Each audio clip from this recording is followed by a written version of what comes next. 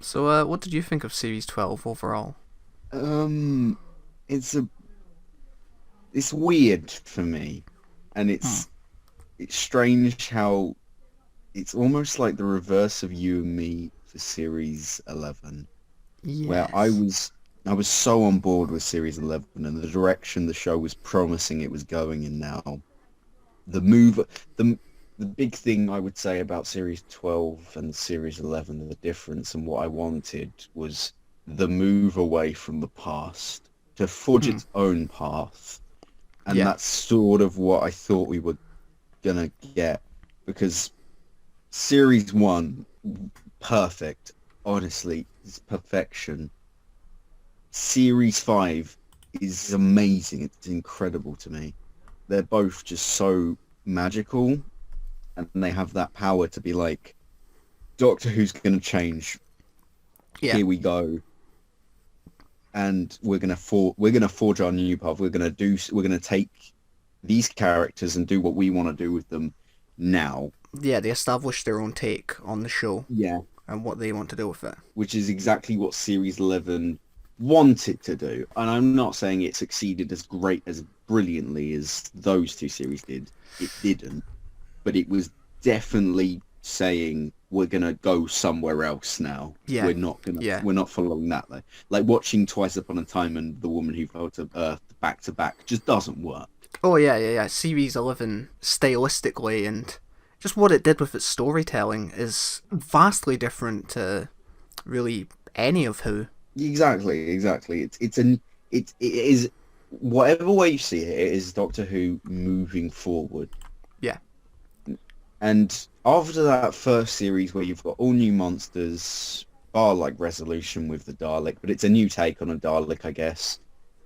And it's like you do sort of feel this. It's still fresh, and it's still like right. We've set up what we want. We've outlined our plan now. Now we're gonna go and try and do some stuff and like challenge the characters in new and different ways. Mm. And with Series 12, it began like that for me where it Okay. was like, okay, we're going to bring back the master, and we're going to do some lovely references to like Yeah, contact yeah. and lots of drops and hints, and it was the point, and I was like, even with the Gallifrey destruction, I was like, I was on board with that Yeah. right up until the end of Spyfall Part Two, when the master says he did it. And that's not, this isn't me going like, oh, they've destroyed Missy's character arc. I mean, they were always going to destroy Missy's character arc. It's a long running villain, you Yeah. know, it's pre-established. You had to. Anyway, the Master destroying Gallifrey, that's not my issue. The issue for me is the bringing back the timeless child idea that just gets, it's a throwaway line. Yeah. The way we weren't told, it wasn't like explicitly told, remember the timeless child. Well, I mean, I It was remember you. I was sure you latched onto it during Series 11. I I, latched onto it, yeah, because but that was just everyone from at the time thought that that was going to be a big thing, and I didn't but really think much of it. that was just from hangovers from the past eras Yeah. where you're going, you've got to hear out for something. It was basically the hybrid again, which was like of something that we don't have no clue what is. No. And that was my least favorite story arc. Oh wait, apart from who the fuck is River, Oh, and who yeah. is Missy. Oh, there's a lot of terrible ones though. Now I remember. But yeah, bringing back the timeless child, just that name that we weren't supposed to know. We weren't. How were we supposed to know? Yes, this will be the story arc, the next season. Like No, no, no. But it, I don't mind that because if they were doing that, it's kind of like if if he had planned to use it later, that was kind of clever. I just don't like what the Timeless Child went on to be and how important it was. mm, Like if it was just like this thing, then yeah, yeah, I wouldn't mind it.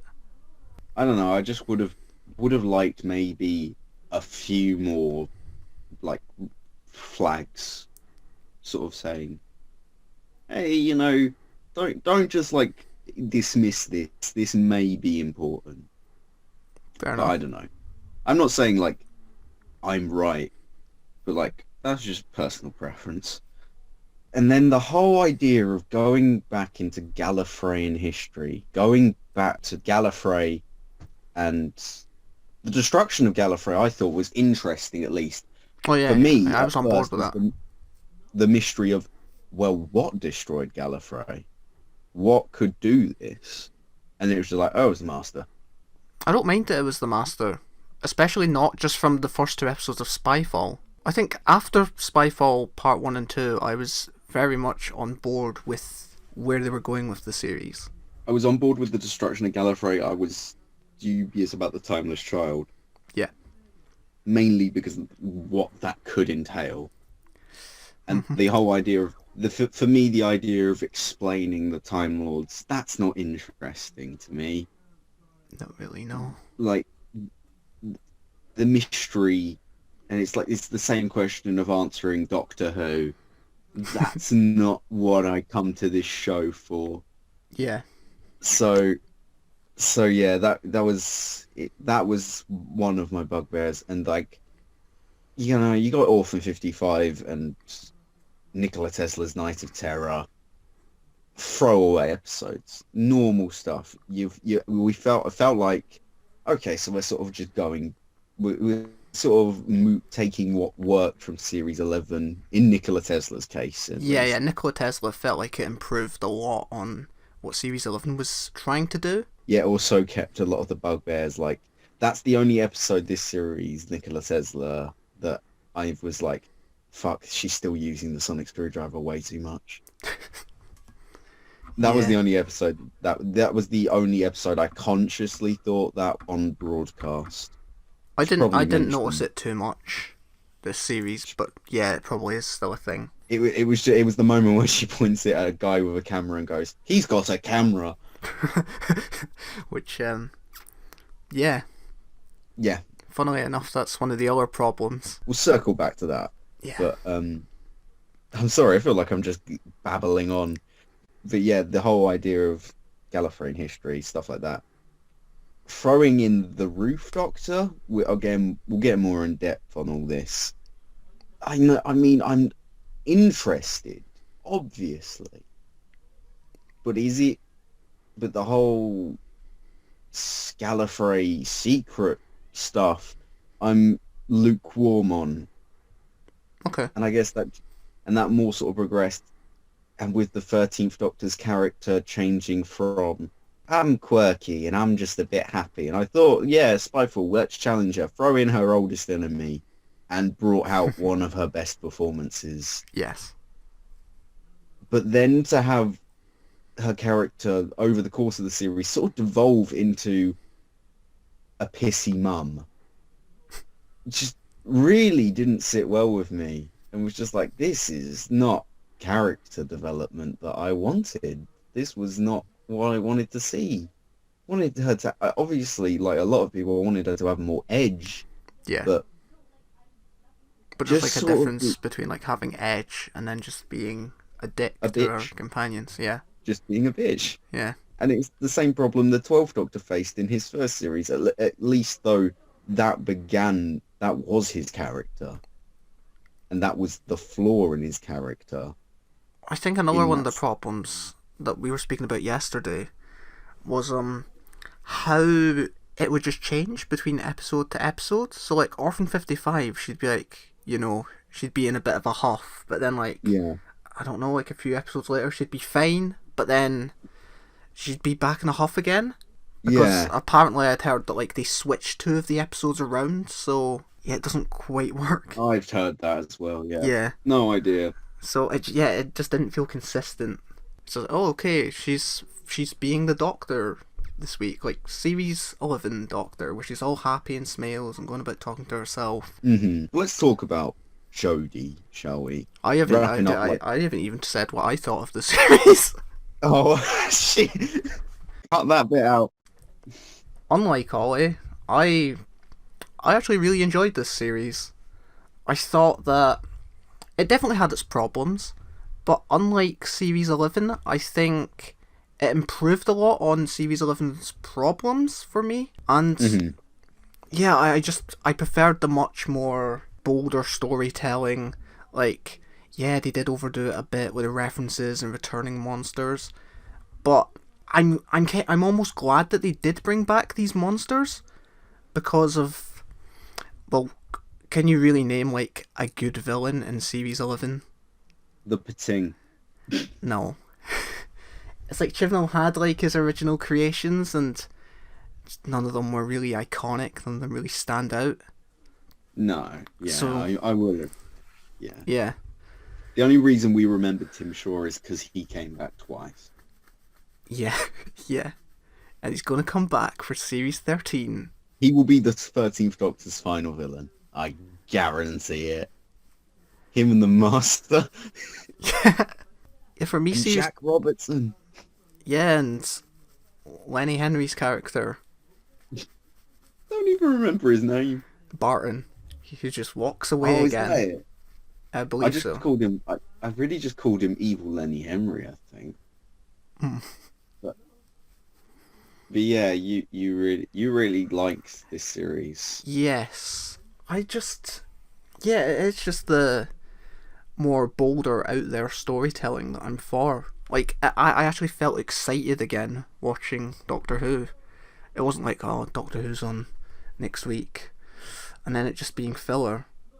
That was me. That was so me. This series. Oh, Doctor Who's on And I tonight. think even the terrible episodes like Orphan 55, like, I still had fun with them. Like, it still had like this fun energy about it. It just, it just sort of felt like Doctor Who was back. Hmm. So that's how I felt at the beginning, Mm. Yeah, and then yeah. Like, Spyfall was, it was a great opener. It really just set the stakes. I think like Orphan 55, it took a dip, but then I think from that point on, it like slowly just sort of got better. yeah. Sort of dipped with Praxeus, I suppose. No, I enjoyed Yeah, Praxis. I enjoyed Praxeus, but it's like, it's not like a classic or a standout. Yeah, It's just sort of like, okay, yeah, that'll bridge the gap. Because especially coming after like something like Fugitive of the Judoon, I can see why so many people hated it. mm, But yeah, oh yeah, I also enjoyed the fam a lot more this series because I never really took to them in Series 11. I enjoyed the companion. Yeah, like Yaz was You given. only really connect to. Yeah, well, Series 11 you really connect to Graham and Ryan, and I didn't even really connect to Ryan that much.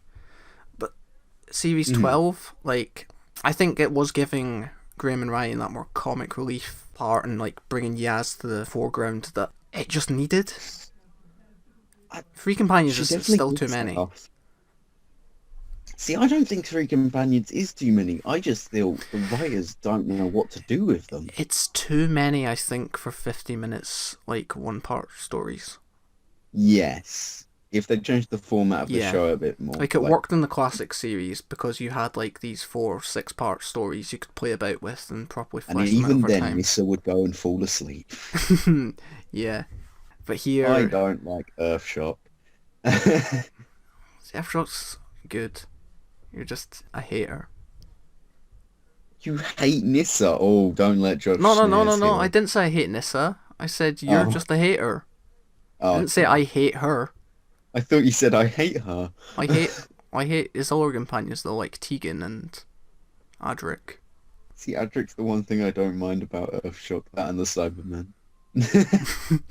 Anyway, yeah, the ideal for me sort of run of Doctor Who would be eight eight stories, all of them at 8 stories, probably 2 episodes each, about Okay. 40 to 50 minutes. Alright.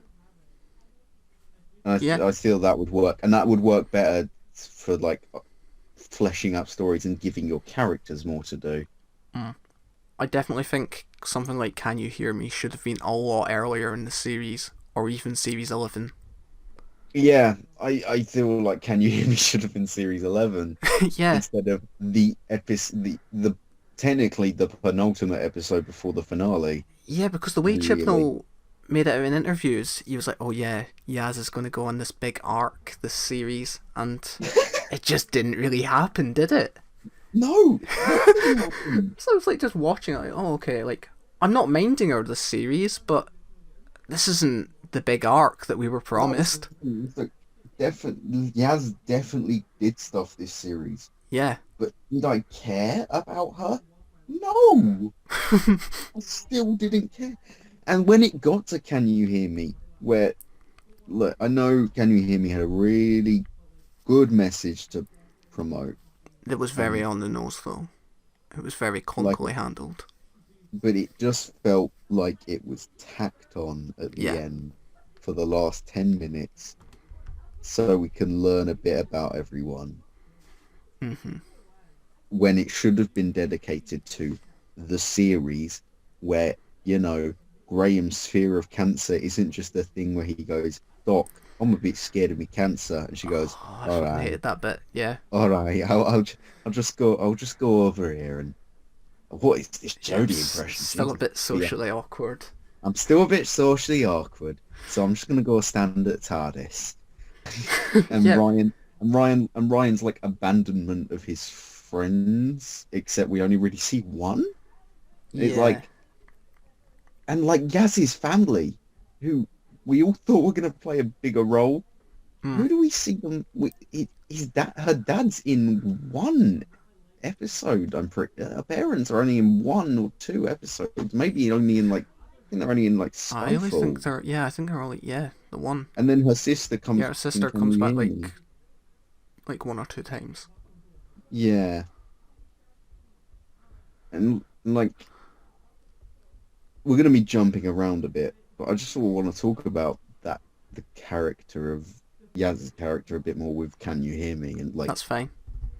that whole bit where it's like they're having a dinner to celebrate her not running away, Yeah, it's but it's only it's quite but only confusing to her and her actually sister. understand what actually happened, because it's implied that she had ran away, or maybe she was going to kill herself, or there's like just I like all read it this. as runaway, possible suicidal thoughts, Yeah.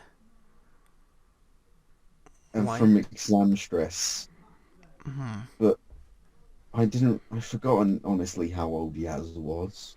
And then she and Ryan are the same age, aren't they? They're 19, 20, Yeah. 21 maybe. It just, I was just so baffled. And it was just like, Yeah, it it wasn't didn't very clear. feel like Yaz was any immediate sort of danger. No, Not, that sounds wrong, but like, I wasn't getting the sense from Mandip's performance. I don't know. it's Because weird. It's weird. I just realised it's like the series has been telling us how like good this character is. Like, because we yeah, get that episode and we get all this like on the nose stuff, but like, oh, she's really brave. And then the next, like, I think it's the one after Ascension of the Cybermen comes straight after it, right? there's Haunting of Villa Oh Diabati, yeah, but of yeah, course, Ascension of yeah, the Cybermen, where yeah, Graham great, goes, yeah, literally "You're just great, yes." yeah, you're the most important, like, Or is that you're Timeless such a brave. Children? No, it's No, oh oh no, yeah, because maybe Timeless she Children. she tells Graham in Ascension that you've come a long way, Graham O'Brien. Yeah. You know, we are two characters that have shared a lot of screen time together. We know each other. Hmm. Yeah. I think the only time, no, I'm probably wrong, but like the only time I can remember Graham and Yaz being together was Demons of the Punch Out. That's definitely the one And, that stands out for me. and Yeah. even then, that's only because Graham steals the show again when it should be a Yaz-centric Yeah. episode. Yeah. And like, there's so much wrong with how they have gone about talking about these characters. Because even then, I know we were meant it was intentional to let Graham's and Ryan's characters sort of fall by Hmm. the Yeah. wayside a little bit because we've had the big Grace storyline, Hmm. Yeah. I've just remembered she randomly popped up in Can You Hear Me? Um, but yeah, they sort of meant to be more the comic relief, but then they deal with all the heavy shit of like my cancer count might come back, Doc. Yeah. Ryan's friend, his singular friend who I may got have chips who though. I've got chips though. I'm toasting coal, and sometimes I'm really good at comedy, and sometimes I'm really wooden. No, I love toasting in real life, but I hate how in real life he comes across with like so much charisma though, and then like on screen he's just like a plank of wood. All of his scenes to me just seems like he's reading a script. see, he does the comedy really well, though. Some of it. It's the comedy bits where you feel like, is he just going off script at this point? Yeah. Like, it's usually when he's celebrating. Yeah. But yeah, specifically Timeless Children when he throws the bomb and it explodes. Yeah. There's just Um, like so many like so much time. That was badly worded, but yeah, just so much time when we see him on screen. He's just like blank faced, yeah, just like emotionless. No, he'll look concerned and be going, yeah. "What's that mean, Doc?" Or something like that. I don't hmm know. But yeah, and like you can have Bradley Walsh like take a back seat because he was the the big boy of Series 11.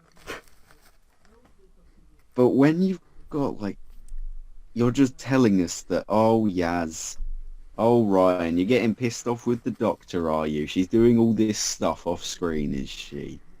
hmm Oh, you guys are so important. That doesn't build a connection. I mean, they could have showed it and then said it whilst they were showing it. Oh, should we talk about that? Yeah, I think we uh, have to.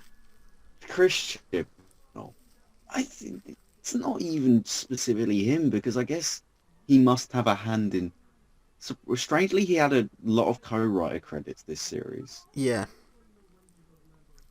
I don't know what that was yeah, I all found that about. odd because I thought it would be to add in story arc stuff, but then it's like Praxius, and you're like, what did you add here? And Can You Hear Me? Where it's just like, Mm-hmm. apart from like the bit where she sees the timeless child, did All when I right, say yeah. she, the doctor, um, like what did you do here? He Uh, was just adding in all the clunky bits. no, but yeah, it's just clunky dialogue because his problem that we settled on last night where we actually thought about it when we were talking was like Chris Chibnall's Doctor Who tells you what it's doing as it's happening when it's not happening, and it just constantly is telling you something. Mm-hmm. It doesn't shut up. I think I even picked up on that in series 11, but not necessarily that. Just how the characters have Yeah, far too we much definitely dialogue. we definitely saw it's overwritten. Yeah, It's this series where we nailed the problem is it's talking all the time. I found that It's bit telling quite you, funny in Orphan 55 when like the doctor like she runs out of air from talking too much. I didn't even find that funny. I didn't really understand what was going on, but that's probably just my attention span. I should probably also mention that might be my negative view, not really negative, but like my lukewarm reception of Series 12 might also be due to like I had a real dip in mental health beginning of the year. Yeah, So I wasn't I wasn't thinking that I wasn't thinking straight for a lot of it. So I feel better-ish now, because but it's off screen now.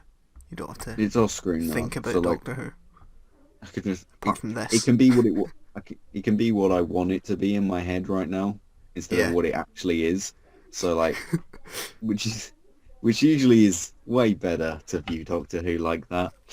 Um, but yeah, completely forgotten what my point was gonna be. we're just talking about how overwritten the show is and I think like one of the I'll worst just bits jump was in with a like, show don't tell thing. yeah, when they were in like Ascension of the Cybermen, the cyber ship showed up, and there's like, they show you the ship, and then one of the characters turns around, and it's like they're here or something. They've arrived. Like, yes, we can see that. Oh, yeah. It's like a really Carrying bad a trope as Cyberman well. makes other Cybermen scream. Ugh. So many people like that as well. Just dialogue that maybe on... Well, yeah, Or delivered a lot of people love better. this series. I think it's kind of overrated, the amount It's in people. my, I'd Yeah. say it's in my top 5 It's of, something that looks good. A line that really looks... from like the revival. Yeah. A line that looks really good on paper Yeah. might not translate well to screen. And I think we found the perfect line, which was that. And I think the implication of that entire scene is Ashad is removing all the human parts of these cyber warriors. Yeah, I believe so. But that doesn't make that don't make no sense, Mr. Chibnall, It also because doesn't he'd come have to across do very that for clearly. every single one I think it on was that the ship. Siberian or something, which And it's not, was like yeah, they it's did it not to this written one, as in... and then it's just takes out of all of them. It doesn't really make that much sense, I have no idea but what... it's Doctor Who, so I have no idea what the Siberium is, and I don't care. I honestly just have no comprehension of that finale. it's just Cybercom. It creates Cybermen. It brings life. Yeah, because it's like, is it sentient? Is it alive? It's like an AI. Does it have choice? Can it move? Yeah, it's an AI, but like, can it move around of its own free will? Why does it have to have a host? Like, Yeah. stuff, iffy stuff like that. Now, because the Master gets it at the end, he doesn't lose it, and it nearly killed Percy Shelley when he had it. Mm-hmm. So is the Master dying because he has the Siberium? That's not made very clear. The Master's always dying. She says, "Oh, you look a bit peachy." His best stories do come when he's looking to prolong his life, but yeah, still, like that. The whole idea of like, it's the problem is it just talks so much. The show, yet the crucial information that you want is never there or is never satisfying enough. like funnily enough, like the finale is just one of the characters telling the other a story.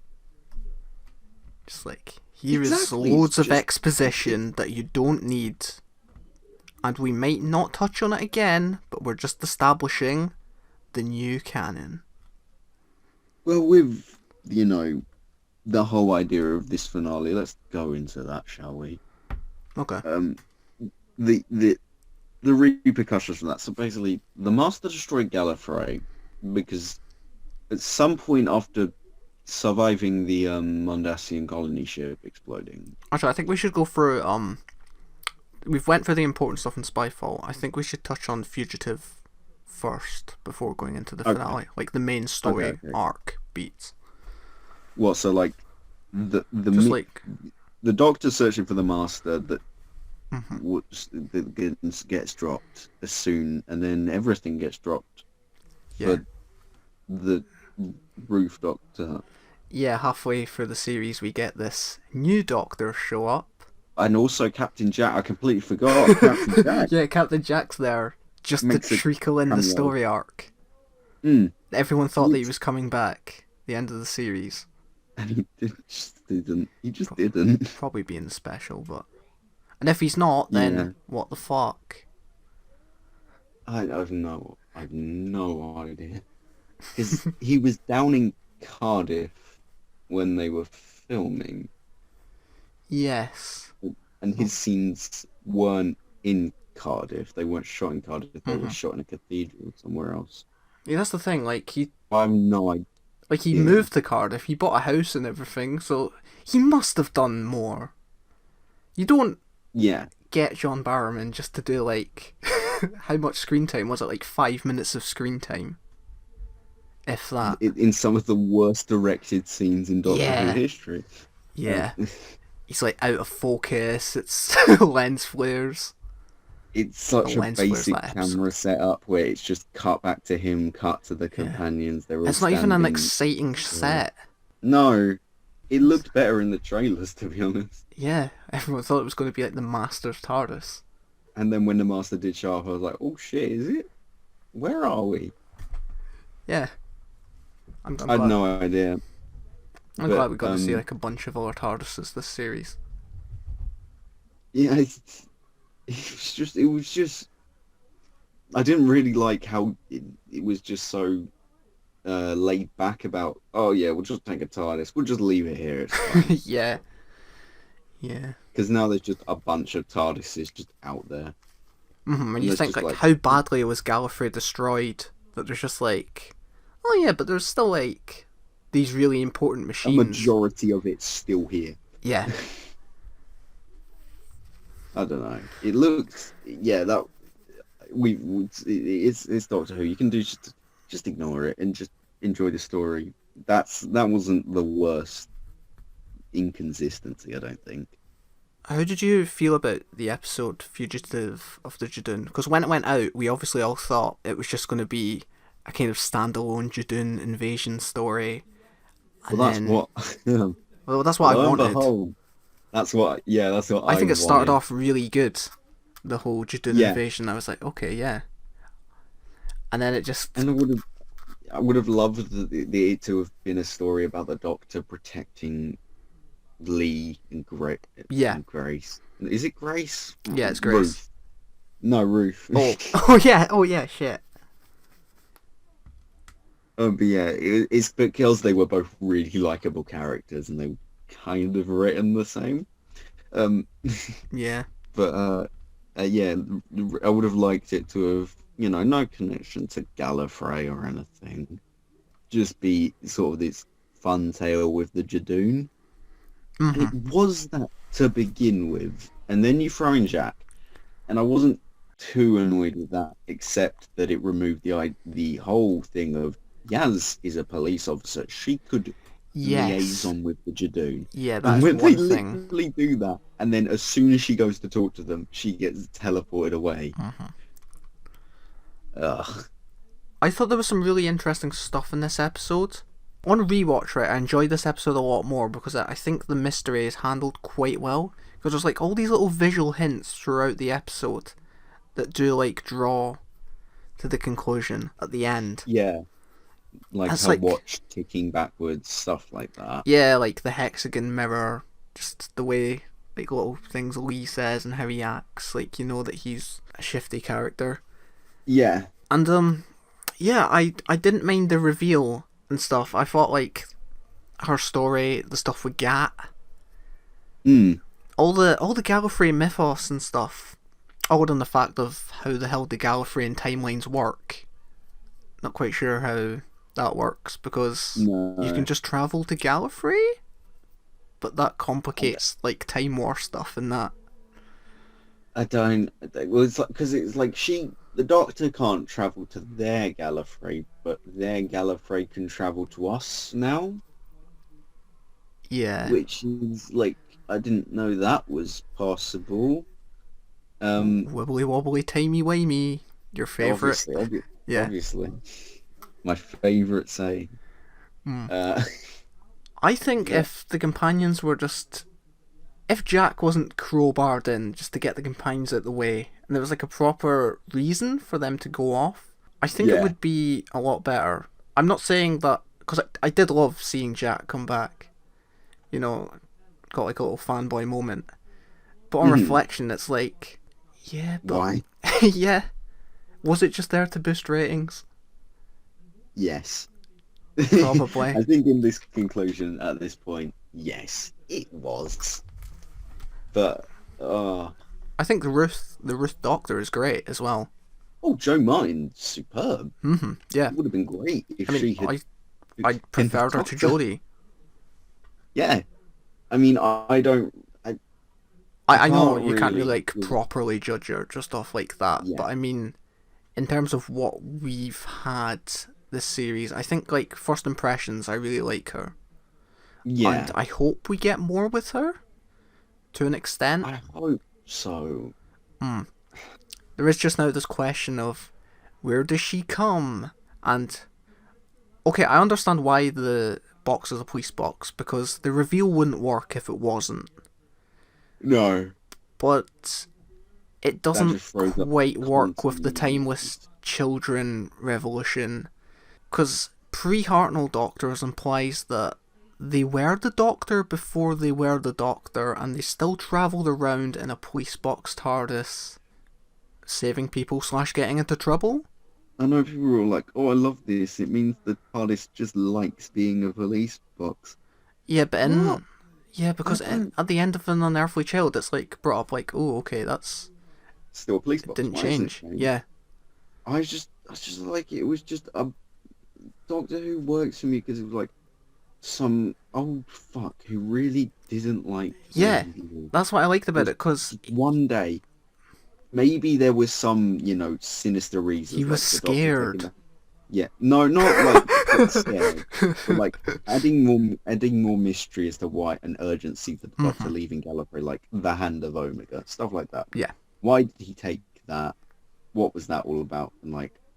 And like maybe a little bit, but like the idea of like to the Doctor, the real reason why they left was because they were bored, yeah, that's what I liked, and they because it was just and like they knew, this. and if they stayed any longer, they would have gone insane, or they would have Yeah, gotten into trouble or something like that. They had done something wrong and they ran away. It was just this mysterious traveler who just went around the universe having fun, yeah, someone who wasn't important. They got bored. They were like, yeah, fuck it, this place is boring. and then became one of the most important people in the universe. Like that's a Yeah, cool idea. Instead of being, I know Timeless Children isn't hmm, really like, and the Doctor was the chosen one, but the whole idea of like it's not. doing the Doctor before What I they were like the about the Doctor. Doctor is that it's not that they're special, but it's like what they do Yeah, that makes them special. Isn't that they were like this chosen one that was like destined to be great. It's just that they go around and they do good because that's who they that are. final speech of the 12th Doctor's where it's I not his regeneration speech, not that terrible thing, but the one in his true final story, the Doctor Falls, where he he's like, I do what I do because it's kind, because it's nice, Yeah, and because if for me that's what I do. This is what this is just what I do. I do a nice thing. I save people. Make a yeah, stand. It relates back to what Rose says in like Parting of the Ways. He doesn't give up. He makes a stand even when he knows he can't win. You know, the Doctor will be there yeah. for you. He will stand. He will stand for you. That's cool. That's a cool character. Yeah. And it I shows that just like really anyone can be the Doctor as well if they just take on these I don't want to like bring in Star principles. Wars, but like the Yeah, whole I know what you mean. Yeah, the whole idea of Last Jedi is that Rey isn't somebody who is special. She's not the prophesized chosen one. There was an imbalance in the Force. The Force gave her the powers, and now she can use those powers to do good. She can be a part of the story. It's not yeah, about heritage. And then Rise of Skywalker comes along. You're like, oh no, you're an important person. Really, you've got important parents, and that's why yeah, you're a part of this story. It's the sort of the same yeah. thing here, It. where I do, I think it almost belittles the character though, just by being yeah, yeah, but it was your backstory that makes you important. Everything you thought that made you great, that was a lie. and I do like the sentiment of like, have you ever been limited by who you were before? Well, yeah, But yeah, we don't know who she was before, so yeah, maybe she was limited by who she was before, but because it's like this thing, the yeah. Roof But Doctor at who some was she point. before? Because the Ruth Doctor was like a rebel. Yeah, and she like even Like, there's why did she have to hide herself on Earth? yeah, Plus, it's annoying because that implies that she must have been like known, like known quite well to an extent to like before being the Doctor. We know Having like an William entire Hartnell onwards. Gallifreyan division after her, like Yeah, it's like I like the idea and stuff of the division, but they're just the budget CIA. Let's be honest, they're the Celestial Intervention Agency. I don't mind Gallifrey having like their own version of that. No, obviously. I guess leading on from like all that stuff about the Doctor and being the Doctor before they were the Doctor sort of leads perfectly into what I want to talk about with Timeless Children. Yeah. Which is obviously the big reveal of that is there were previous Doctors and the Doctor was the Doctor before Hartnell, I mean. Yeah. Like the big rumour that no one believed was kind of true. Oh, yeah, it kind of. Yeah, well, I mean, it was pretty close. I can't believe that was one of the rumours that actually came true. Yeah, because everyone dismissed it because of how ridiculous it was. I remember you and me were laughing about it. Yeah. And then we both watched Spyfall Part 2. We both panicked, and then I was like, nah, they won't do something. It's just a coincidence. Yeah, I thought Chibnall's like, he's a safe writer. He won't go all the way there. It's like, nope. No. He canonised the Morbius Doctors and added like a whole new idea that the Doctor was like infinite sight, like regenerations now? A creature from possibly another dimension. Yeah. Or just another area or another world. Something like that. Yeah. That was found by a Gallifreyan called Tecteun, who found out that this child, when they die, can regenerate. Brendan. Brendan. I'll talk about Brendan in a minute. But yeah, they can regenerate. And so experiments on them. My mum found it confusing how so many regenerations, yet this woman only seems to have a bit of grey hair. Yeah. But I mean, it's like that thing of like killing. Yeah, like because like we see Matt Smith, like it's like implied that he's lived for like thousands of years. Yeah, but she's not a Time Lord yet, though, is she? True. Technically. We don't know what she is. Anyway, like Shabogan. Yeah, she just ages. When I heard slowly. I forgot that Time Lords used to be called Shabogans. So when I heard that name, I was like, Chibnall's given the shittest name to the technical Gallifreyans. And I was like, oh no, that's a reference to Deadly Assassin. Oh, it's Robert Holmes. Yep. Oh, Robert Holmes was having a mad one. Anyway, yeah, the idea that the Doctor was the first thing to regenerate. Yeah. And so the Time Lords stole that power, integrated it into all of them for their generations, maybe through the looms. You know, that's left open to like the looms and stuff. Yeah. I know Matt will be happy that we mentioned the looms. But yeah, leading all that, and so then they wiped the Doctor. The Doctor joined something called the Division. Yep. And then they wiped her memory, which is told through the filter of Brendan, the immortal Irish Garda. Yeah. Which is very strange. Is probably the best bit of a Yeah, it is. Yeah, definitely. It's the bit I enjoyed the most. It's the best bit of Essential Assignment, just because of how weird and trippy it is. Yeah, but it feels more like Chibnall's strong point in writing as well, because he is what surreal stuff. Yeah, but also like what that kind of style of show, like I can't quite work out what I'm trying to say. He's good at that kind of. It was very broad. Yeah. Born and bred. Especially like with the cliff. Mm-hmm. Yeah. stuff like that. Also, nitpick. The direction this series was nowhere near as good as it was in Series 11 with Jamie Childs in Series 11, who I pray to God comes back. Oh, please, Jamie Childs, please come Well, did back. he done You directed Spyfall? The Woman Who Fell He to Earth. done. No, Oh that no, that was was this just. series was a new Jamie, Oh yeah, Jamie Magnus Magnus Stone. Stone. Yeah, yeah, Jamie he done a Childs few. was the god tier director of Series 11 who did Woman Who Fell to Earth and Demons and the finale, and It Takes You Away. This series, I've not really liked the direction. I've not liked the cinematography. I thought Spyfall was alright, direction wise. Spyfall Part 1 for me was alright. Direction Bits of definitely. Part 2, I preferred Part Two's like the story of Part Two more, but yeah, yeah. it wasn't as directed as good. But there's definitely a problem this series has been with the cinematography because of the lens flares and the Yeah, saturation on the cameras and whatever.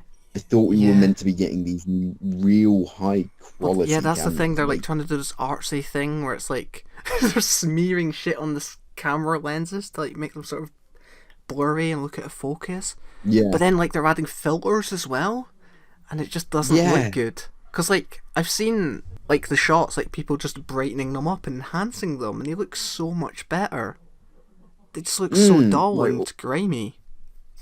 yeah, and the lens flares. Oh my God, Oh yeah, they look terrible. covering up your screen with bright, Especially, annoying, hmm disgusting special effects does not make it look high budget. yeah, It makes it look awful. yeah. I could do that. Do that. I could just go in and then get like lens flare, Yeah, green screen it on. It's especially building such a beautiful set like the Rift Doctor's TARDIS is. Like that's a gorgeous and design, but it's just covered like the screen's just talking covered in about lens flares. and talking also about like the Jack Yeah, scene, where it's probably the yeah. worst That looking just scene yeah. of the series to That's like me, the cheapest where looking scene of the where series. it's lens flares everywhere, the camera is dark, and like it looks so much I mean, see if better than Jack the hadn't trailer. like kissed Graham, he could have been on a green screen for all I known. Like And it's and just that camera setup was awful as yeah. well. But yeah, definitely this season, apart from Spyfall Part 1, I the think direction this series has been like laid mm, back and just like I think visually we're not going to take it. Praxis looked good. It's just the pacing was Yeah, awful. yeah. I like the story of Praxius. Well, we'll come to like just talking about stories that we enjoy Yeah, and we'll that we briefly go didn't through them enjoy all. and stuff like that. Yeah. We'll go through them at the end because I feel like we've done it in reverse this time. Yeah, We've kind talked of. about the main things of the series, and then we're going to talk about the It's episodes. just But been what's freshest in our minds, I suppose. I guess, but yeah, like the whole idea of the Morbius doctors and the Timeless Child. Right. Here's Ollie's big take. Um, the idea of Morbius doctors, I call them Morbius doctors, but like Yeah. previous Yeah. doctors, the idea that there were more incarnations before Hartnell. Cool. I like that. I Yeah, I'm like the fine with idea that. of that because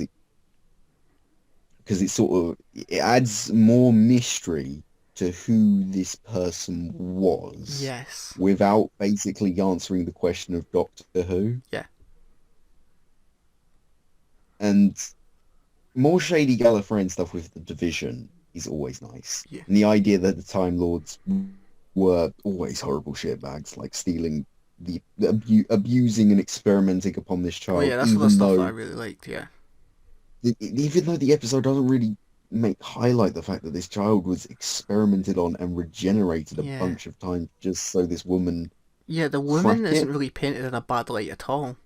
She's sort of like No, she's implied to just be like, like I'm the not Doctor's just. mom. It's the same woman from End of Time. Well, that's the Ooh. theory now, isn't it? Oh, but but yeah, that kind of stuff, the whole shady Gallifreyan and all that, cool. Really, really dig that. As long as it doesn't take away from the Doctor's choice to leave Gallifrey and do all this stuff. Mm-hmm. Like, Yeah. yeah, But if the, it's but the way it's then been, it takes away. but it kind Yeah, of has, because what it's saying is she's already left Gallifrey and ran away, and then came and back she again, was this is reset, the second yeah, then this done is it the again. second attempt. Yeah. I mean, I guess it's sort of like painted as like, oh, they always wanted to leave.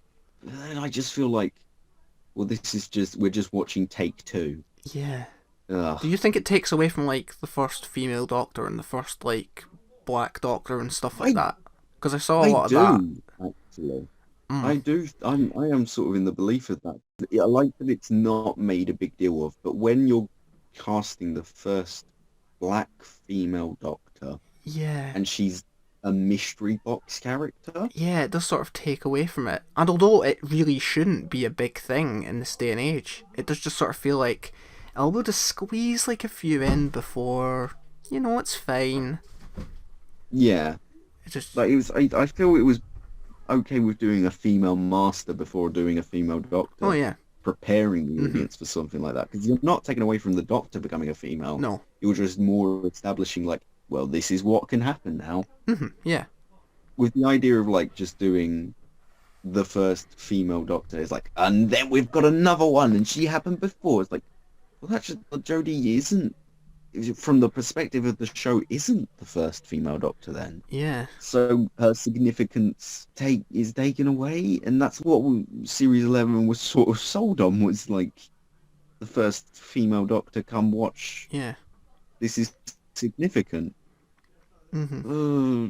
It doesn't work for me now It feels like, because she's not. in order to try and be like more inclusive, it's kind of taken away the power that like the first female Doctor That held. should have. Yeah. Yeah, that's it to a T, really. That's exactly it. Hmm. I didn't realize we get this. Like, we talk about this deep, but now you're bringing it up. Like, Yeah, well, that's like the bit of it that I don't particularly like about it. Like, I wasn't too fussed on like pre-Hartnell Doctors when I found out it could be a possibility. I was like, I'd prefer not, but if they do it and they do it well, then sure. But and like, yeah, I'm unsure. and a lot of Timeless Children is done well. Yeah, It's unsure. It's uncertainty. it feels a bit. That's the weird thing that I think it honestly depends where they go now with it. Because see if it's only the Timeless Children, and then they don't touch on it at all, pointless. It shouldn't exist. Like, they need to go further with it, like, and they need to, like, just delve into it a little bit more and flesh it out, as opposed to just, okay, we've established this now, and then sort of forget about it and move on. I don't think that would work. I don't think they're going to touch. But it feels like they're adding so much, but also no, nothing at the same time. Because what does this really change? Like, going forward? It changes so much, but it changes so little. And we've now got a little bit of a clue to who the Roof Doctor is, but not really, because it's still left very ambiguous as to Yeah. because the Doctor literally asks, where do you fit into all this? And she's like, I don't have those answers. I mean, fair enough, but like, and it's a strange way to end your series with, we don't know. I don't know. I don't know what I think of Timeless Children.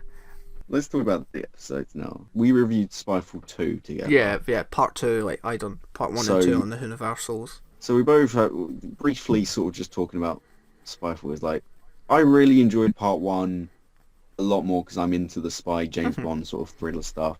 I love the twist at the end where he's like, you think it's a big spy thriller and then bam, Best cliffhanger. Master shows up. You guys have no clue what's about to happen. Yeah. Yeah, best cliffhanger. Yeah. It and really does show why we need the format of the show really needs to change to bring back cliffhangers, because that's how you get your audience. Yeah. Because it really did catch so many off guard. Too. Yeah. Well, I mean, I just Spyfall as a whole, I think, was just a really strong opener. It did feel like Doctor Who was back. Story. Yeah, and it's big and glossy, and it's not scared to do new things. And the companions were alright. Yeah, it's we're going in a new direction now. Yeah. We're gonna go in a new direction for this series now, Mm-hmm. which was needed. And yeah, Spyfall as a whole for me is Mm-hmm. It's very strong. yeah. Orphan 55. You want to take this one? Yeah. Funnily enough, I did enjoy this on broadcast. It isn't great. Very much No. so. I think what I like. The word I would use is mishandled. I think what I liked more about it was the concept. Like, there was ideas in it that I really liked. Like, I liked the whole vacation idea. It felt a bit Black Mirror-esque. Same. I didn't like the drag, like that they were on Earth. That was a really bad like twist, just for the sake of having a twist. But I liked that there was this whole like wasteland outside, Uh-huh. and the dregs were a really cool design. I just sort of got like Seventh Doctor vibes at like the whole villa. Yeah, Paradise Towers. Yeah, like I was just hoping that it would just be more they did, because right, one of the main things is pacing really, because they land there right, and as soon as they arrive, it's like, oh, Ryan's been infected by this thing, and then the dregs have broken in and they're just being shot at, and then alarms go off, and it's like, we've spent no time here. I think it's like the total of like 2 minutes. Orphan 50. Also, there's just like a big tentacle squid thing that are just roaming about the TARDIS, because that was never picked up. Yeah, it's a weird cold open. And then of course we have Benny. Just memed the hell out of. It's not even funny anymore. It pissed me off like 2 days after it. I was like, I don't care, stop. Just because of how overdone it was. I'm just glad it wasn't as overdone as Ryan Sinclair, Don't You Dare. Yeah. Nobody shut up about that for about a year.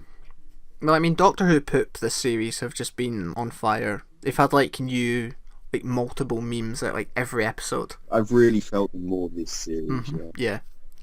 It's because I know they were going kid friendly at one point, but now they've dropped that, which is why I like Doctor Who poop, because it's like R-rated Doctor Who really, Yeah. with silly Yeah, it's jokes. just stupid. It's Yeah. funny. That's what made it funny. It's stupid and it's funny. Yeah. It's like I watched Robot of Sherwood. I'm going off on a tangent, obviously, but like, yeah, they were on. They were really on. Yeah, I fire love their this episode series. poops. I think more towards the beginning of this Yeah. series. But yeah, they were really good. Yeah, Orphan 55, messy. Yeah, Orphan 55. The word I would use is mishandled and messy. Like it wants to do so many things. Yeah. And performances and actors and just too many characters. Yeah, I hate, like, they really should have split them up. And at the same time, also, like, it didn't feel like there were enough characters for, like, this part. It was like, because it was like, there's two people running this, and one of them is also, like the person who built this. Yeah, like, maybe, even if they were just killed off or something at the start. Yeah. Yeah, it was odd. Don't just start with, like, oh, they're two people. Like, the woman who, like, Kane, I think her name is, like, Yeah. I didn't even realise that she was running this place, that she had built it here. I just thought she was head of security or something, like your typical Doctor Who head of security person. Like, but yeah, mishandled, messy, weird twist, and that ending that's just like, I'm not even holding it up to like marketing. I want to talk about the marketing this year. But yeah, like the whole big speech about the Earth shit, something about it, instead of like going, the Earth's bad, but we still need to have hope. Here's a way that we can fix this. It was literally just, Earth's fucked. Get on with it. I thought people's reaction to the speech was a lot worse than the actual speech itself, because it did feel on the nose in the episode, but it wasn't as bad as people were saying it was. It was just the Chibnall problem of, No. maybe you could have cut that down a little bit, as opposed to like just this big rant about why we need to protect the planet and this could be us. Yeah. It wasn't implemented into the plot. it was just sort of when the Doctor reads like one of the Dregs' mind or something, we just get this like slideshow of here's all the global disasters that have ever happened to Earth. Okay, now you have context. Yeah. Like, oh, okay. Mad. It being Earth should have really been the premise and not a twist. It was like 2 stories mashed together. Either do modern day Paradise Towers or do we're going out into this hostile world that It's such a cliche as well, though. like, choose one premise. Yeah, it's like, oh no, it's the ending of Planet of the Apes. Where it's like, yeah, I don't want to talk about Orphan 55 anymore. Yeah, that was shit. The worst one of the series. Mm-hmm. It was just not as bad as Arachnids, but around that level, I would say. I don't think it was like... Just... Yeah, like Arachnids was bad. I preferred it to the Saranga Conundrum, just because it did stuff. Oh, that just sickened me. Preferred it to Saranga Conundrum Ranskirav till I die. Yeah, it was the worst we've had, but it definitely wasn't. It was bad. It was just bad. It was terrible but enjoyable. That's my opinion on it. Yeah. Okay. What was next? Nikola Tesla's Night of Terror, however. Oh yeah, that was good. Really fun. Thinking back, I think I had like I was just like depending on it too much, but like thinking back on it, it was like this was just fun episode. Really good guest cast. Yeah. And just not the most interesting premise, but it was definitely just fun, I thought. Yeah, same. It wasn't taking itself the most seriously. Mm-hmm. It was just Doctor Who meets a clever inventor man. Yeah. I thought it was a decent pseudo-historical as well. Yeah. So we actually get to learn stuff from it. It did feel like an RTD episode to me. It did. Like, it was the first time in a while that I've felt like, oh yeah, it feels like, oh, Doctor Who. There was moments where it sort of felt like yeah. it was trying to be bigger than it was. Like it was trying to like be the new Vincent and the Doctor. Oh yeah. Well, I also thought it was like it's like, oh, the Skithra, they're gonna destroy the world. You don't need that element. Yeah. The Skipper were the weakest part. And I know everyone thought like, oh yeah, new monster. I was just like, they were there. They weren't anything. They were just there to like parallel the monsters. What was going on? They felt like Series 11. They felt like Series 11 monsters again to me. Yeah, I see that. Well, they were just sort of there to be like, they're doing what Edison's doing to Tesla by getting people just to do all the like inventing for them. Yeah, they weren't the best. Like, what's her name? I can't pronounce her name. Oh, Rani from Sarah Jane Adventures. Morahan? Yeah, Rani from Mora. Yeah. She plays the Queen. Sarah Jane Adventures. I'm tired. Yeah, it was a pleasant surprise, Nikola Tesla's Night of Tesla. I don't have much to say about it. It was just sort of good fun Doctor Who. You're saying Nikola Tesla's Night of Tesla? Nikola Tesla's Night of Terror. Okay. The guy that played Nikola Tesla was really good. He was... Yeah, I would really love him to come back. I loved the Doctor's little moment. Like, she had, like, fangirling over him, like, about inventing. And his reaction to the TARDIS was really lovely. He played Thomas Edison? He'd been in Jazani, I think. He was good as, like, just a guy who's like, I'm just in it for the money. But he wasn't like an awful character. And he's like, if the chips were down, like, you would work with this guy, I guess. But yeah. It was just fun. Yeah. That's all I can say about Nikola Tesla's Night of Terror. It didn't have much effects on the rest of the series. I'm kind of glad it didn't, because it was just a really fun, contained story. Fugitive of the Jadoon we've already talked about. I think it's my favourite of the series. Wait, Nikola Tesla or Fugitive? Fugitive. Oh, okay. I just think it's a really fun ride from start to finish. And I like the twists and turns. Yeah. I think it has maybe went down a little bit just because of just like the Ruth stuff didn't quite go where I was wanting it to. But hey, I still think it's a fun ride. I really enjoy all the stuff with the Jadoon. The twists and turns are handled pretty well. And yeah, my boy Jack was in it pointlessly. If we sat down and watched it, I was like, I wouldn't object, because like, I really enjoy a lot of it. It's just for me, it was just like, what happened? Like, not in the Yeah, sense of like I don't understand what happened. It was like, whoa, that was a lot. yeah. That's why And I was yeah, like the on like roof stuff didn't yeah particularly go anywhere. first broadcast. I was like, what did I just watch? I think I'm broken. Yeah, I was sort of sat there in like a cold. I was sat there in almost like a cold sweat. I think. What?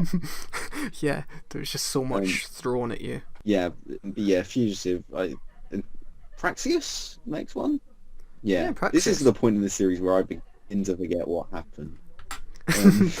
Um, Praxis. Praxis was okay.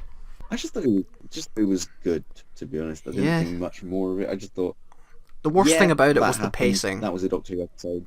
Like, the pacing was Yeah. terrible. So many characters, it was jumping around all these locations.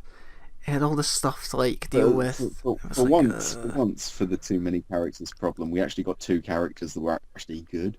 well, yeah, we actually got, like, good gay representation that weren't just there to be Yay, killed the kill your off. gaze trait is gone.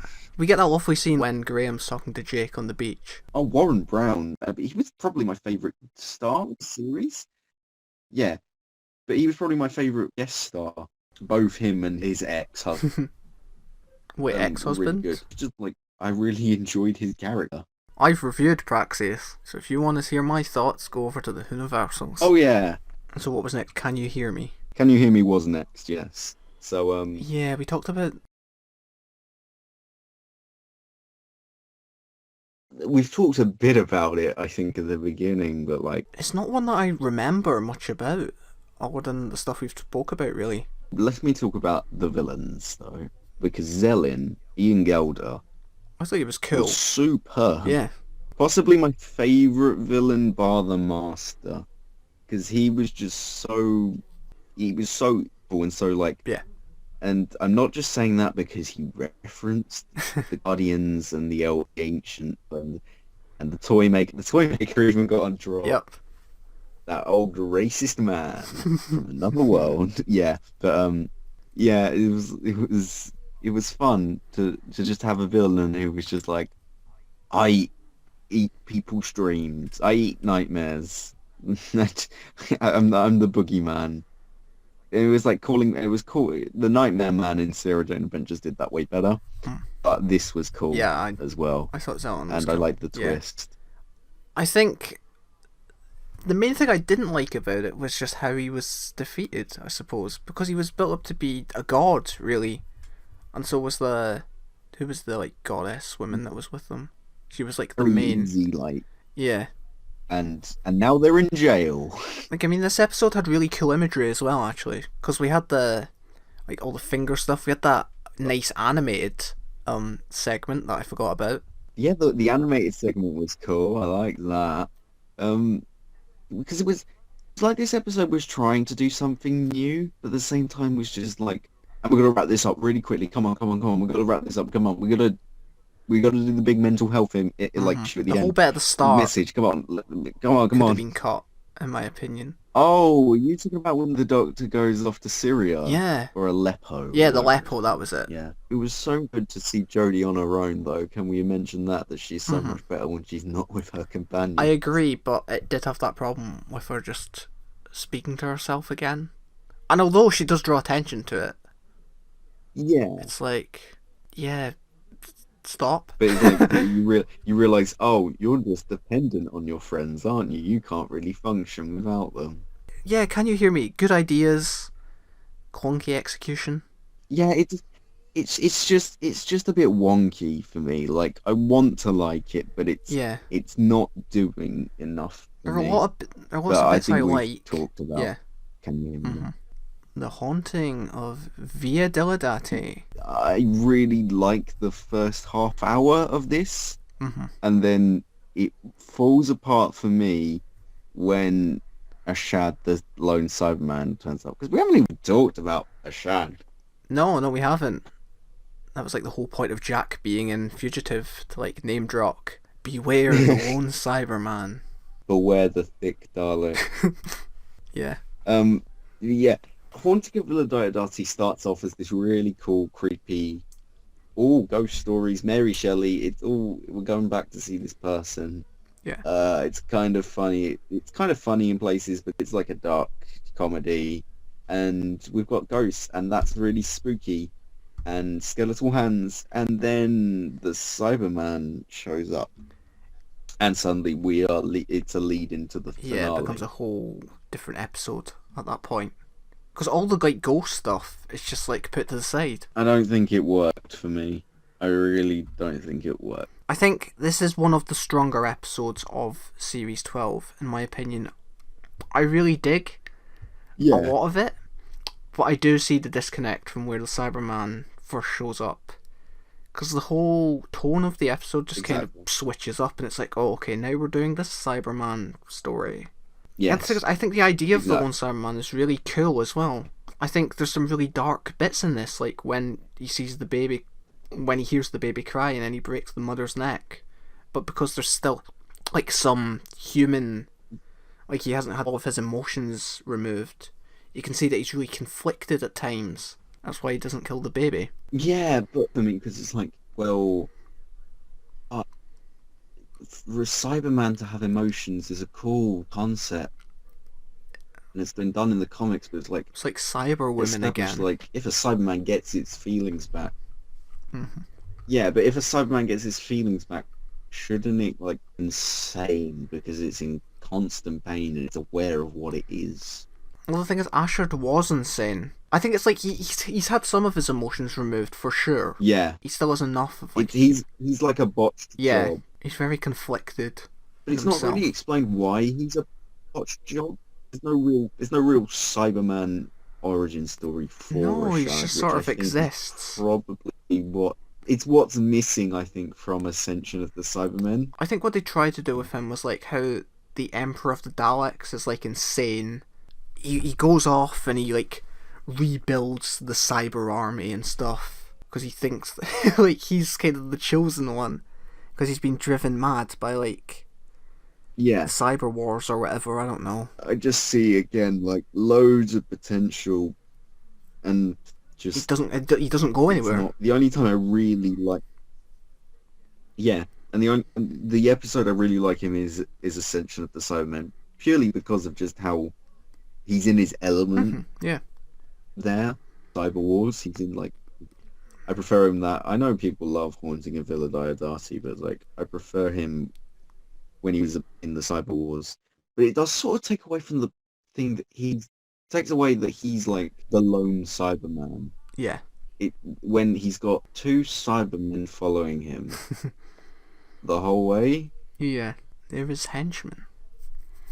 I don't They're know. his big I boy would have much guards. preferred him like I'm a man on a mission and they have to stop him. His awful stormtrooper friends that have terrible aim. Oh, you mean all of the Yeah, Cyber yeah. Every Warriors? single everyone in this, they just can't aim. Or they'll have a clear shot, but they just won't like shoot at them until they're too far away. Yeah, or they'll be standing right in front of them and the blast will go around the person. Hmm. Oh, If you're going to do this, at least injure one of them to actually show that there's stakes. We're not going to be frightened of this. or like direct it better to show that they're not in that much Yeah. danger. I don't If you're going to know. give them guns, make like kill people. If not, just take away the gun. It would be much scarier if they didn't have it and they were just coming towards them. Because like what side characters do I think one of them in does. Timeless Children? I think one dies, but it's like Yeah, right at the yeah. beginning, and that's the only person they kill, She even have apart dialogue. from like Ko Sharmus at the end. Yeah. No, she just Yeah. goes, "I'll cover you," and then gets shot. Yeah. Oh, it was.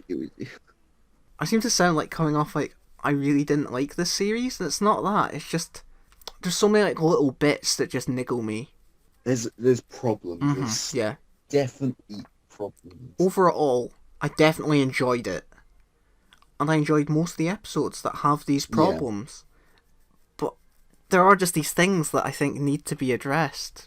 it's getting ridiculous at this Yeah. point, though. The problems need to be rectified before because it's already getting out of hand with just how stupid it's getting. Hmm. I think we talked about it last night, where it's like, has Doctor Who lost its sense of fun? Uh, I wouldn't say so, because I think in comparison to Series 11, this was fun. I think it's just lost what it wants to do. Yeah. Chibnall's clearly a fan. Sometimes I feel like maybe that isn't best for the show at this time, No. especially coming after Moffat. Sometimes you just need to put aside. You need to put aside for your fannerat and just get on with being a good writer. Mm-hmm. And I guess that's sort of like the message I want to leave Series 12 and indeed this video sort of on, is just like, there is a problem. This show isn't being written to its full potential when it's so clear what needs to be taken to make this show good, Well, I don't know. I think the show could be great. in my eyes at least. Does he have a script editor? I don't know what script editors do anymore. He just needs someone to like look over his scripts and remove all of this. I think he is the script editor. It's the main stuff that bothers me is clunky dialogue. The fact that there were too many companions, in my opinion, for the runtime and, you know, standalone episodes, stuff like that. I think if there was less characters per episode, more show don't tell, and just, yeah, it just needs, the dialogue just needs smoothened out. I think, yeah, Series 12 could have been a classic. I haven't even mentioned the fucking Master. There's just too much to talk about. Yeah, and funnily enough, the Master was the highlight for me overall in Series 12. Sacha Dhawan's casting is great. Because I think we talked about it in Spyfall We did, yeah. Part 2 review, where it was like, if you had another actor playing that role, there would be problems. But I think because Sacha Dhawan is such a fucking professional, and he cares about the character, Yeah. such a good act. Everything he does is like, you can tell he's thought about what he's going to do in this scene. Yeah. Every like scream and action, it feels like it's not just this is happening now. It's more just happening because it's like everything feels like a release. And also bringing in this idea of, in the finale, he's almost suicidal at this point. Yeah. Which is nothing that's ever been tapped into the Master. The Master's whole thing has always been about survival. I think it is like he wants to survive, but he hates his being now. Yeah. Yeah, the idea of a suicidal Master, like, cool. Because that's sort of what the Master who's desperate to survive is on. Like, it's that line between, I'm in total agony all the time, but that rage fuels me. With this Master, it's like, I'm in total agony. He wants to make the Doctor suffer. That's sort of like the vibe I'm getting from him. It's like he hates himself, but he hates the Doctor more. Yeah. I don't know. All I can say is like Sacha Dhawan, so perfect for this role. He could have been one of the best Doctors, easily now one of the best Masters. And that's brilliant. But I think we should wrap this up now. Yeah. Yeah, Series 12, for me, a step back and a step forward at the same time. So I don't think, for me, really, we've gone anywhere. And that's disappointing to me. I think Series 12 improved vastly on Series 11's like downfalls, but created a whole bunch more in the process. Yeah, it's weird. I thought I was going to be more positive in this video, but it is just a bit of a mixed bag. Like, really strong opener, you know, the strong one here and there, and then, yeah, I don't really know what to make of the finale. I feel like, really, you know how Series 11 was supposedly the divisive one? This feels way more divisive for me. I think like most of the people, like Not My Doctor crew, I think they've got more of this series other than the finale. Because I have seen more positivity surrounding Series 12 as a whole, and that might just be because of how callbacky it is, and oh look, it's like the RTD era again. Oh look, there was a callback to this thing.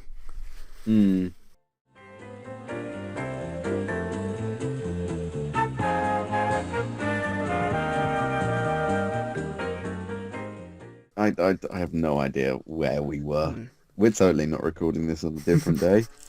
Uh, yeah, cut off. Sorry. um, I mean, what do we what have left to say? what should we just talk about? I don't know. I guess just like sort of just talking about overall thoughts on. No, because we did that, I Yeah, think. well, Um, let's just try and round this off in some sort of way, and we'll cover. I don't know. You wanted to talk about audience, um, reception, stuff like that. Yeah. that was it. The audience stuff. I, I am somebody. Let me collect my thoughts here. I am somebody who is sort of. I don't. I what.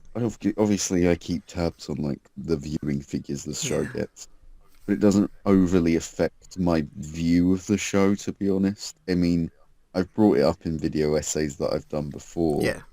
but to be honest, I don't have enough of a grasp on how they work to make any sort of I mean, viewing figures don't valid determine point on quality them. of the show, but they have been quite bad this Exactly, series. Like, really bad. exactly.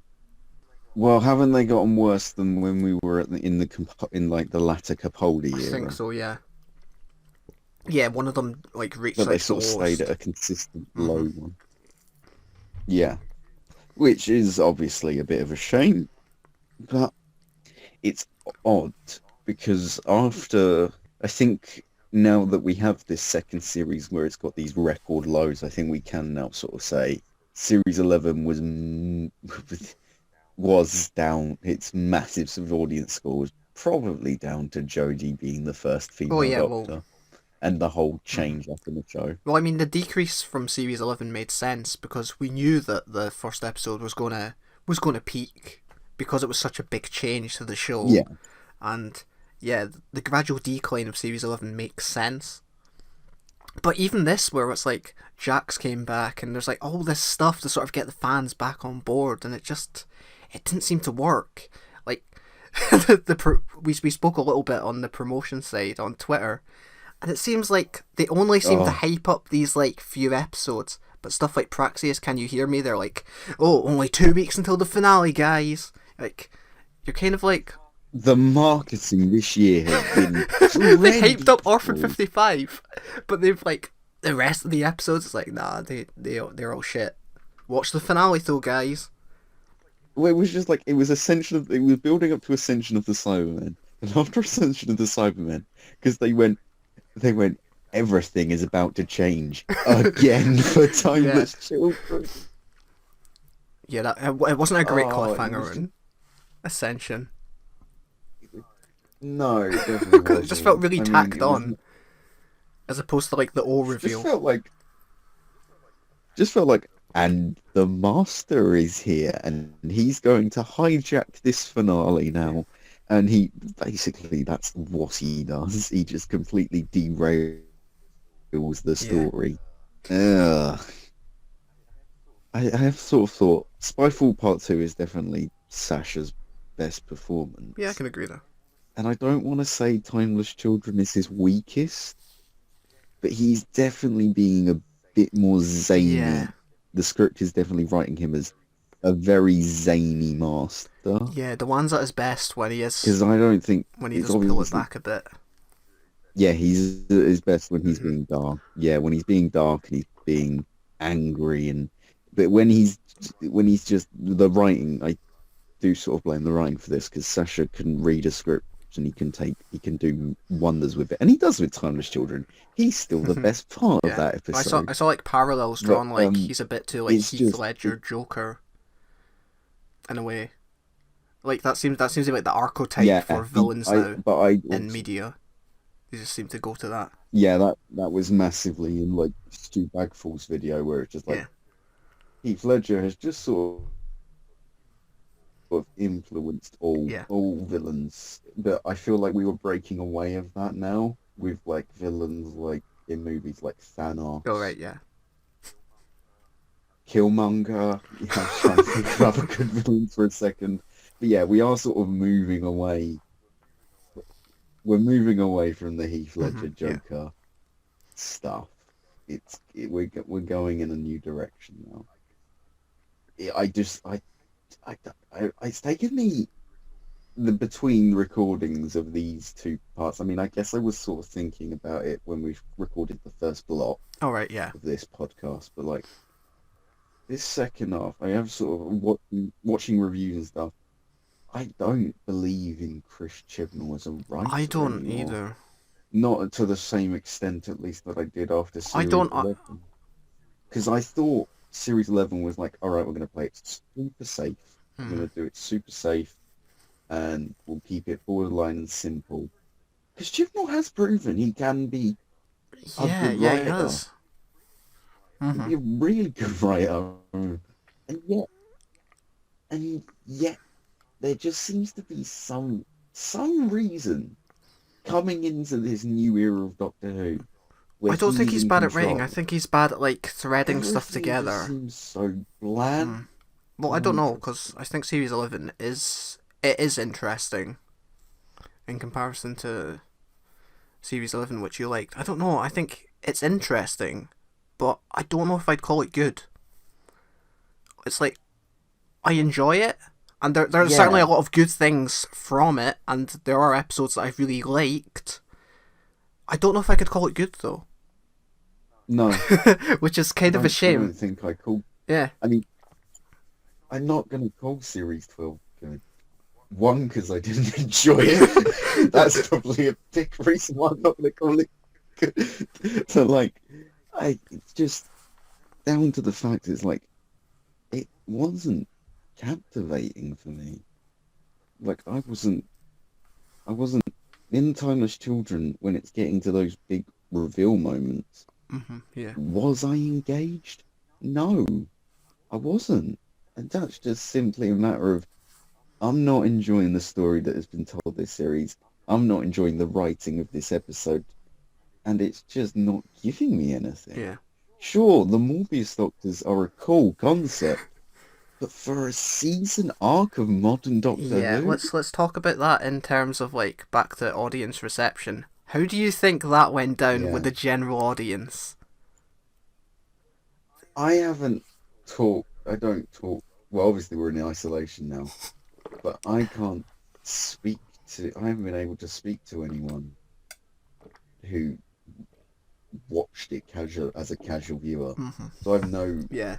no gauge, but I can only assume it was utter Like, bafflement. who the fuck are these people? What? There's okay. I mean, to be honest, I missed the Morbius Doctors that Yeah, I first like that. It viewing. made sense as well. Just like, okay, we'll tie this together. Yeah, but it was also like it's relating to Stu Backwell's point in his video. It's like you bring in all these other doctors. Like I was interested in the Roof Doctor. Like I Yeah. was interested to see where that goes. But it's like taking the idea of the War Doctor. Like the War Doctor was like, this is one secret doctor Yeah. that the very important fact is the Doctor knew about the War Doctor Yeah. and had kept that one a secret, which made that one seem like, oh, it's an important incarnation. Yeah. That's what made the War Doctor significant. And I love the War Yeah, Doctor. I'm same. going to Yeah. stand here and John say Hart's great. I really enjoy the War Doctor. His big finish is excellent. Yeah. And it's just the sense of like with the Roof Doctor, I was interested like, oh, there was a pre-Hartnell Doctor, maybe, possibly, or a Doctor that we didn't know about, that the Doctor didn't know about. But when you throw in the Morbius Doctors and the Timeless Child and all this other stuff, Yeah, all there the could be a children we see. billion Yeah. Doctors. And I don't like that. No, because it's like I'm interested in like Morbius Doctors. I like that idea of pre-Hartnell Doctors, but not pre-Hartnell Doctors. That's the wrong word. Pre-Hartnell incarnations. Yeah. I'm interested in that idea because they weren't the character that we followed. It makes the Because universe that's a different seem character. too like small now in a way as well, because it's like, or it's also like just a get out, because it's like, oh yeah, but we can just have another doctor now come along. Yeah, and it also takes away the significance of Ruth because it's like she's just one of Yeah. 10 like different incarnations that we didn't know about. What makes her so special? Oh, maybe she served in the division. cool. I don't care. Hmm. I don't care at this point. And that's a really depressing. I care about the show, but currently, I'm not really that. I'm back at where I was after Twice Upon a Time, where it was just You like, sound but it. this time, but this time, I don't have any bloody Yeah, hope. you're not Because at angry. least You're with just Twice Upon, disappointed. yeah, I'm not angry. It's like at least with after Twice Upon a Time, I was like, I'm just disappointed in the show, but at least I know Yeah. we're going to get something new with Series 11, and we did, and that's why I love Series 11 because it was the palate cleanser that I wanted. Hmm. But with this, it was just like we are going to take a massive leap into continuity, something I really didn't want. Like, sure, bring the Master back, bring back the Jadoon, bring back the maybe not the Cybermen. I wouldn't have brought them back, but No, not necessarily. bring bring back bring back some especially like bringing back the Cybermen for another finale. Hmm. But like, bring back some old monsters. That's fine. I like that idea. It's interesting because now after But Series 11 and 12, which are like two polar opposites, it really is just opening up the question of what does Chris have in store for Series 13? yeah, it Because really. I can't pin him down anymore. But that's like you should feel like, oh, this is interesting. I'm engaged. I'm excited to see what he does next because I don't know. I'm With excited this, and I'm just sort scared. of yeah.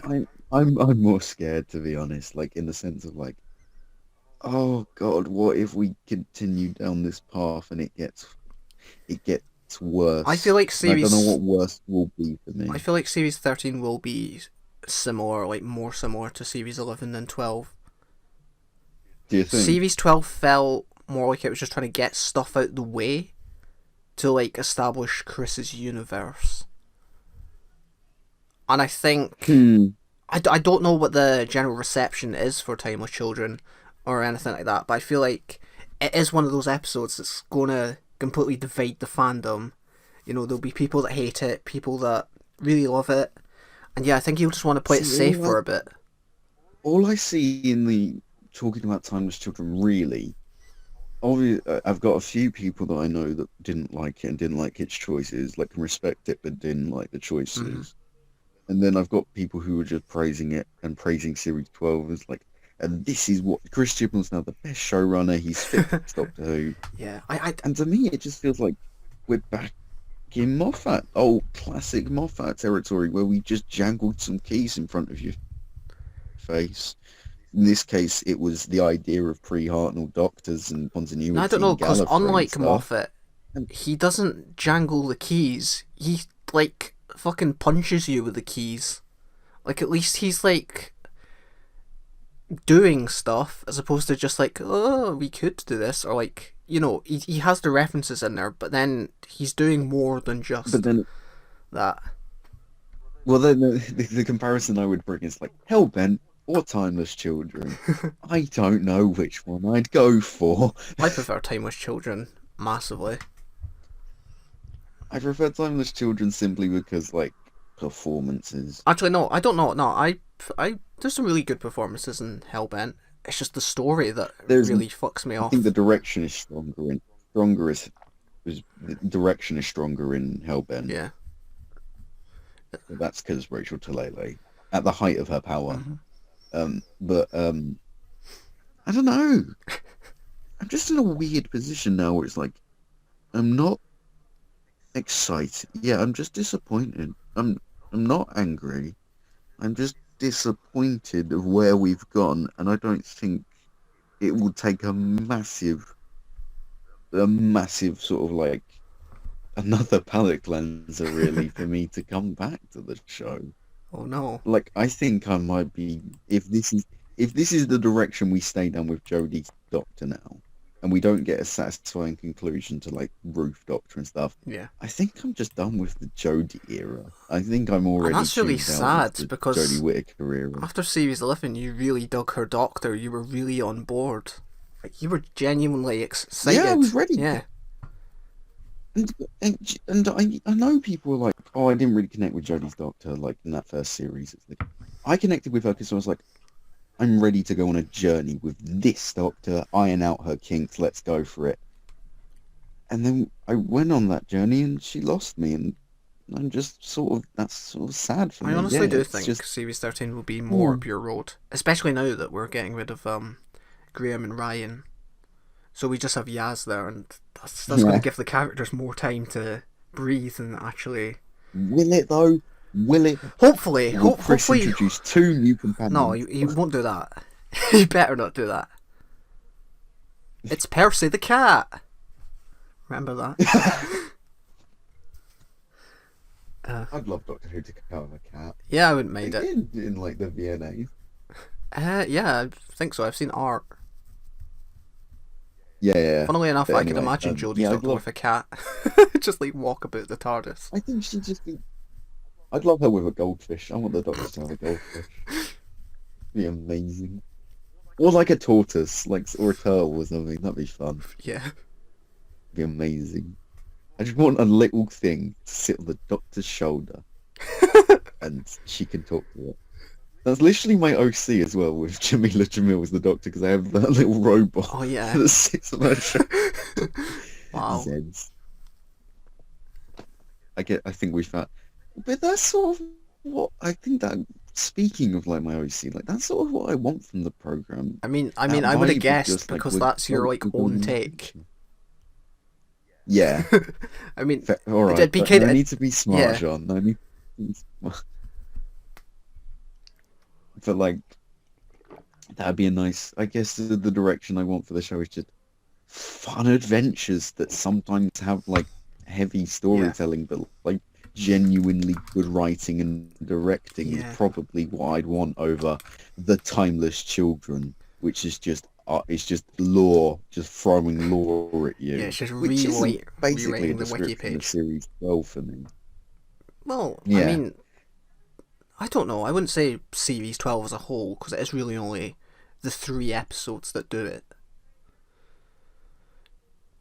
But I yeah, suppose it says a lot when they are really like there really is like 5 episodes from the entire series that properly stand out. Like half of the series is pretty much just non-existent.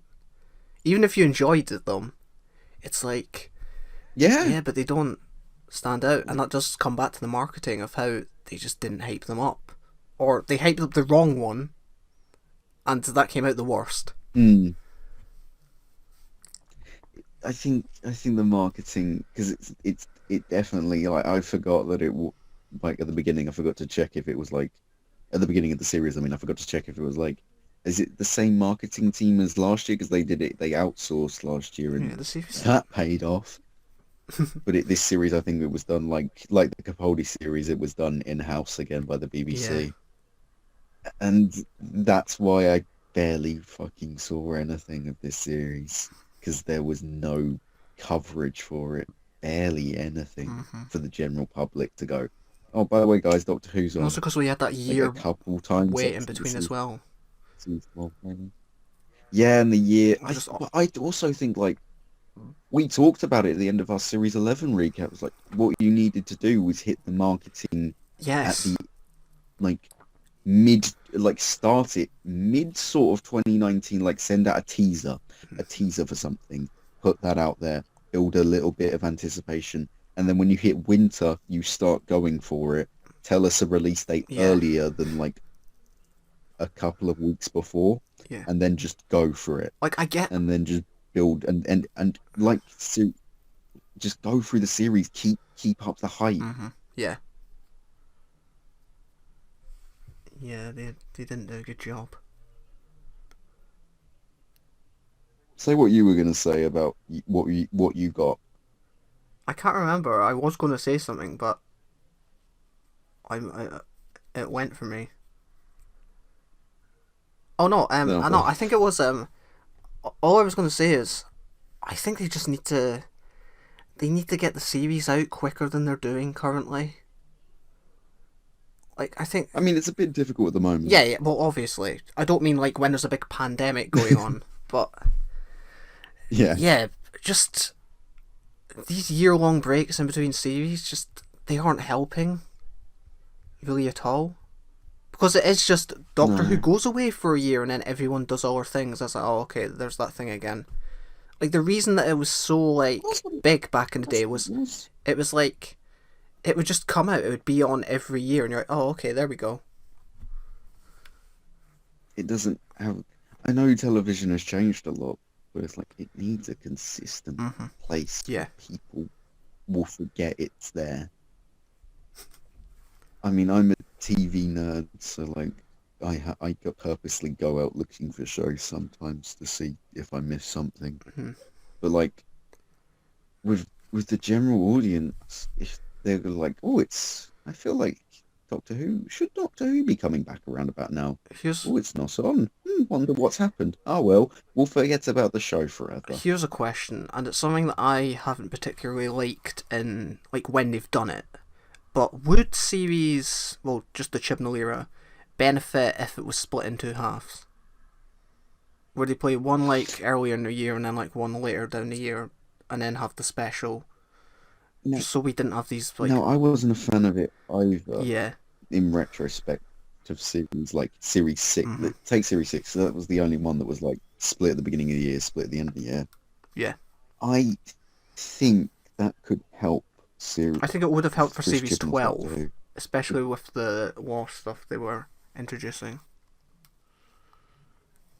But it Mm. would have ended on like If with you had had a Fugitive. break after Fugitive of the Yeah, Jadoon, yeah, if you break at Fugitive of the Jadoon, go on like what America does, and they put their shows on, they take them off for like the holidays. They take them off for the hmm. holidays, Also, I don't think and Praxis then would they have come back like at the beginning, beginning of been the year. such a big disappointment either, because there would have been that time in No, it between. would have been a series opener. Hmm.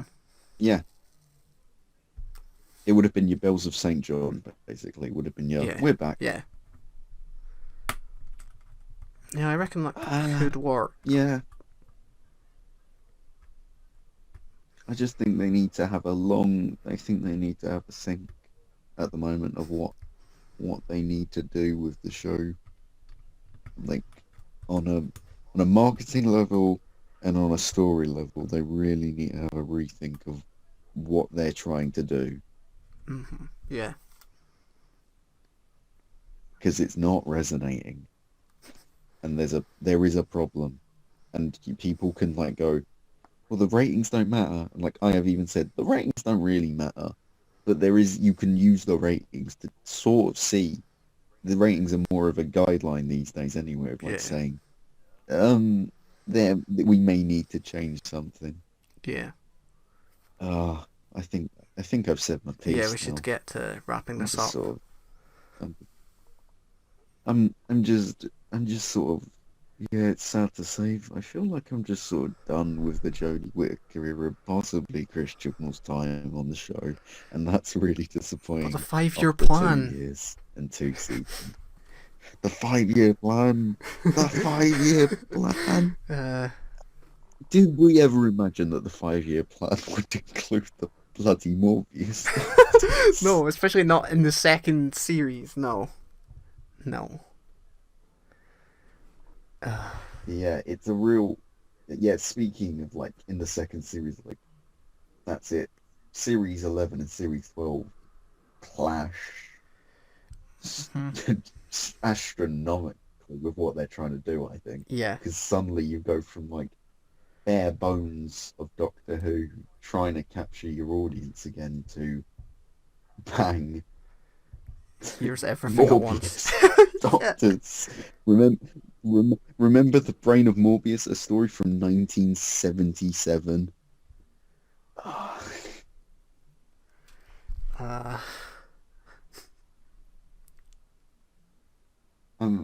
I'm deflated. I don't know how you feel, but I feel deflated. uh, a little more. I think it may just be. It's like the more I hear about it and the more I like think on it and speaking to you and stuff, it's like, yeah, it isn't that great. It's like I don't want to take away your Oh no, no, enjoyment. because I know you've yeah, yeah, enjoyed because I you say when enjoyed I it. watched it, I was very on board with it. I enjoyed the hell of it, week on week. I was excited, I was happy. But as I said, it's like I enjoyed it, but I don't know if I could say it's good, and that's kind of a shame. It's like I And I don't feel like Series 12 has been nearly as controversial as Series 11. no, Yet this debate, this talk feels a lot more like I feel like with Series 11, we were a bit more united in our opinions. I think so. Where in this Yeah. series we feel so in this series we feel so divisive and I feel so torn. Hmm. And it's almost like we are having the reverse reaction to most fans, but I don't know. Because I haven't had enough engagement because I don't know, I just sort of moved on and talked about other things. Yeah, well, that's kind of the thing with me as well. It's like after Series 12 was done, I didn't really want to go back to it. And that's also why it took so long to like record this as well. It's like I just moved on and watched all our shows. Yeah. I don't know if that's just an age thing, if it's like, well, yeah, but Doctor Who was my life for a bit, but I now do other things. But it's like I don't know. I don't want to speak about it all the time, if you know what I mean. No, me. I don't know. I'm not. Yeah, I don't know if I'm that's not. the show or just where I am. It's I odd. think it's. I think it is. I think it's a point of like because when we did Whoniversals together, Yeah. Doctor Who was our lives practically. Yeah. And I think it is now a sort of an age thing more or less. Because I don't think because we didn't like Series 9 yet, we still kept on with the show. Yeah. I kind of liked being part of the And fandom like more back in like Series 9. Like even though I hated it, yeah, I enjoyed speaking about it. mm, Yeah, it's odd. even with Series 10, I think even with Series 10, I I really think Series enjoyed 10 being was like part the of the pickup, I fandom. think, for me, because it's like, whoa, an actual good series. There hasn't been one of these in years. I don't know. I guess it was just. I think 2018 was just a changing point in I think all our lives really. For better or for worse. Well, that's still to come. We'll find out, won't we?